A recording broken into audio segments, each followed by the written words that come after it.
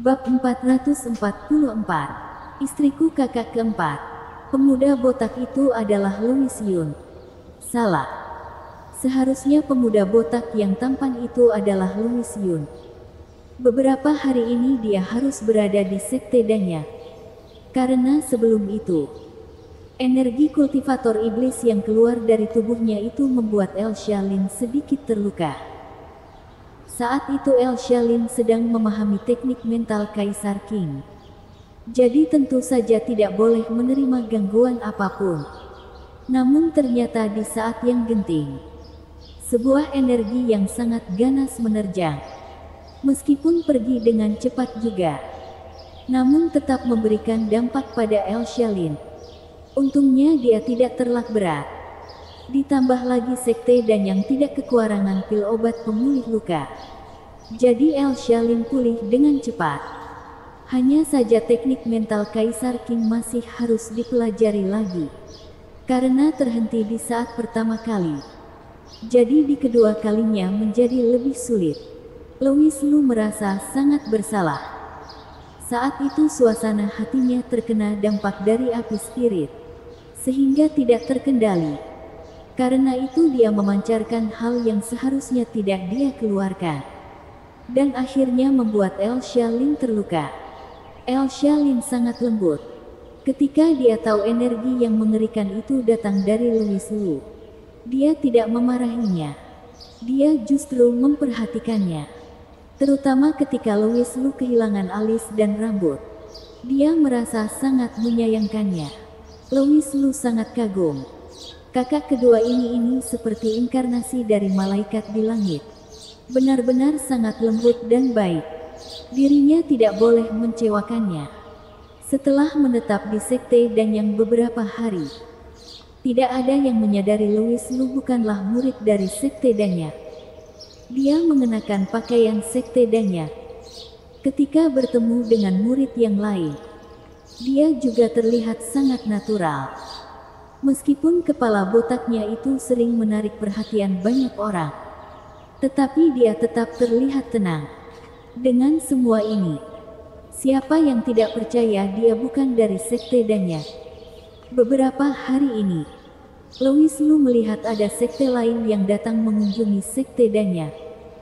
Lalu Girgigu dengan sangat ramah menyambut mereka. Louis Lu tahu apa tujuan dari kedatangan orang-orang ini. Sedangkan Girgigu sangatlah berharisma. Setiap dapat melaluinya dengan masuk akal. Hari ini, Louis Lu sama seperti 2 hari yang lain, berkeliling di sekte Danya. Lalu tiba-tiba seorang wanita yang cantik menarik perhatiannya. Kakak keempat, Louis Lu memandangi wanita itu. Seketika dia tercengang. Lalu dia mengusap matanya. Dan baru sadar dirinya tidak salah melihat. Ternyata memang Celawang. Kenapa dia datang ke sekte Danya? Apakah dia masih tidak cukup diwawancarai orang di luar sana? Dan datang ke Kunlun untuk diwawancara kultivator. Kakak keempat memang hebat. Louis Lu sangat kagum. Dai segera berjalan ke arah Celawang. Lalu ketika dia tidak sadar, dia langsung menepuk bahunya. Istriku kakak keempat, kenapa kamu datang ke sekte Danya? Ketika Louis Lu tiba-tiba berkata, Celawang terkejut. Dia segera menghindar. Dan dengan waspada menatap Louis Lu, kamu siapa? Siapa yang kamu maksud dengan istriku kakak keempat? Wanita ini ternyata berpura-pura lupa ingatan dengan aku. Louis Lu melangkah ke depan. Sekali lagi tiba di depan Celalu. Lalu mencubit pipinya sembari berkata, Celawang, apakah otak kamu bermasalah? Lepaskan. Seketika, Louis Lu merasakan hawa dingin yang terpancar dari tubuh Celawang ini. Saat itu Celawang mengerutkan alisnya. Dan ekspresinya terlihat dingin. Beberapa orang yang bersama Celawang. Salah satu pemudanya berteriak, siapa tetua kamu? Bisa-bisanya kamu bersikap tidak sopan pada nonamu. Wanita di samping tersenyum dan berkata, aduh, Adik botak ini, kamu cukup tampan. Namun cara kamu berkenalan ini terlalu kasar. Kamu membuat Rika kami ketakutan. Nona Mo, Rika Mo. Louis Lu seketika tercengang. Dia menatap wanita itu dengan mata yang lebar. Lalu bertanya, nama kamu Rika Mo? Yakin bukan Celawang? Kamu salah mengenal orang. Rika Mo mengerutkan alisnya. Louis Lu percaya. Karena Celawang tidak akan bersikap seperti ini padanya. Selain itu hawa dingin tadi bukan dia buat dengan pura-pura. Hal ini menandakan wanita yang mirip dengan Celawang ini bukan Celawang. Hebat. Apakah ini kembar? Louis Lu seketika kembali sadar. Rika Mo ini pasti kakak adik dengan kakak keempatnya. Dia langsung dapat mengetahui hal ini dengan melihatnya. Wanita di sisi Rika Mo kembali berkata, apa yang salah orang? Pria ini sudah jelas sengaja berkenalan dengan cara ini. Adik botak yang tampan. Jika kamu penasaran identitas dari Rika, kamu boleh bertanya padaku. Aku pasti akan memberitahumu. Mora, jangan sembarangan. Rika Mo mengerutkan alisnya, lalu memarahi Mora Sun.